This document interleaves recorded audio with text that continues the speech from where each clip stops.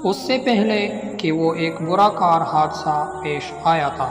Mic جینکی Germany میں ایک مشہور ہپ ہاپ سٹار تھا۔ اس کار حادثے نے اس کی زندگی بدل دی اور اس نے بالآخر اسلام قبول کر لی۔ السلام علیکم دوستو، میں ہوں حافظ محمد اسامہ اور آپ دیکھ رہے ہیں MUK اسلامک ویڈیوز۔ آج کا جو ہمارا ٹاپک ہے وہ ہے جرمنی کے ہپ ہاپ سٹار مائک جینکی کے بارے میں کہ وہ مسلمان ہو گیا ہے، کیسے مسلمان ہو گیا اور کیوں ہو گیا۔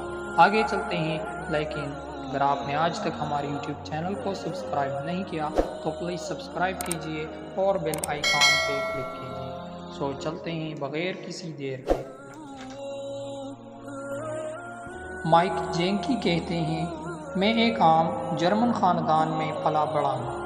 میں اسکول گیا، ایک پیشہ سیکھا اور پھر کام کیا۔ موسیقی ہمیشہ سے میرا شوق رہا ہے۔ جیسے ہی میں نے اپنا پیسہ کمایا، میں نے موسیقی کا سامان خریدا۔ میں نے اپنے گانے خود لکھے اور اپنی موسیقی خود کمپوز کی۔ میں نے موسیقی کے کاروبار میں آہستہ آہستہ اپنا کام کیا۔ میرے میوزک پارٹنر کے ساتھ مل کر ہم پہلا معاہدہ پھر دوسرا حاصل کرنے میں کامیاب ہو گئے۔ بالآخر ہم جرمنی میں سب سے بڑا ریکارڈ لیبل میں سے ایک کے ساتھ گول کیے۔ ہم ٹی وی سمیت ہر جگہ کھیلنے رہے۔ زندگی اچھی تھی، پیسہ اچھا تھا۔ پھر ایک صبح میرے پاس ایک خوفناک کار حادثہ پیش آیا۔ میری گاڑی کے حادثے کے بعد کچھ بھی نہیں تھا۔ میں بہت سوچ سمجھ کر بن گیا۔ میں نے اس زندگی پر حیرت کا اظہار کیا، اس زندگی کا نچوڑ کہ میں یہاں کیوں تھا، یہ زندگی کس لیے تھی۔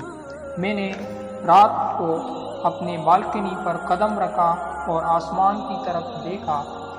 میں نے چاند کی طرف دیکھا۔ میں نے سوچا کہ سب کا مقصد کیا تھا، مجھے کیا کردار ادا کرنا تھا۔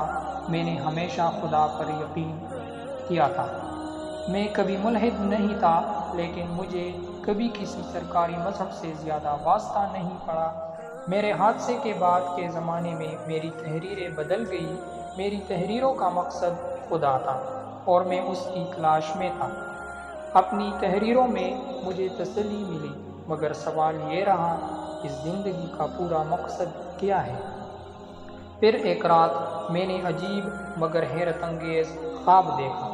میں ایک مختلف وقت میں تھا، ایک ایسے وقت میں تھا جب کاریں نہیں تھیں، ہوائی جہاز نہیں تھے۔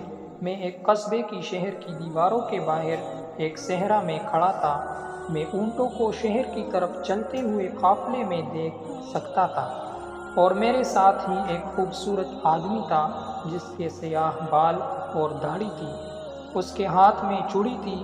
اس نے اسے ریت میں کچھ لکھنے کے لیے استعمال کیا۔ پھر میری طرف دیکھا اور پوچھا کہ کیا تم سمجھ گئے ہو کہ میں کیا لکھ رہا ہوں؟ میں نے نہیں کیا۔ پھر مجھے ہوش آیا۔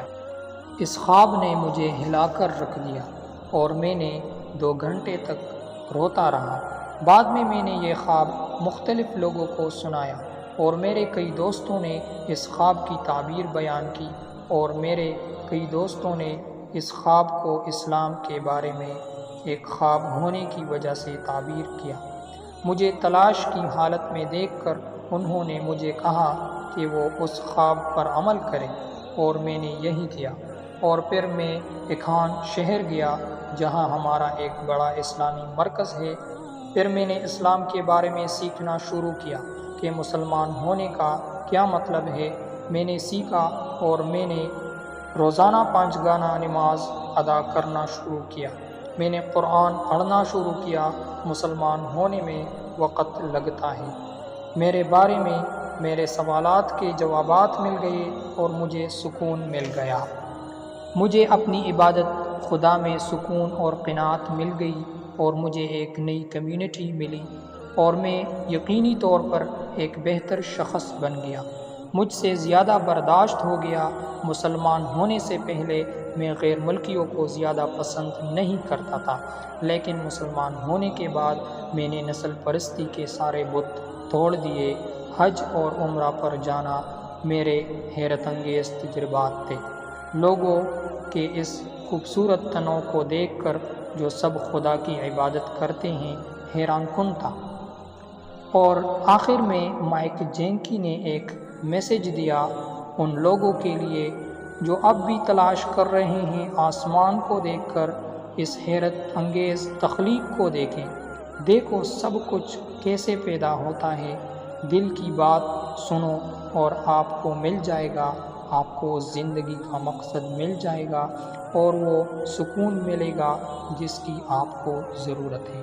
دوستو، اللہ تعالی ہم سب کو ایمان پر استقامت عطا فرمائے اور دین پر صحیح چلنے کی توفیق عطا فرمائے۔ آمین۔ اگلی ویڈیو میں ملتے ہیں۔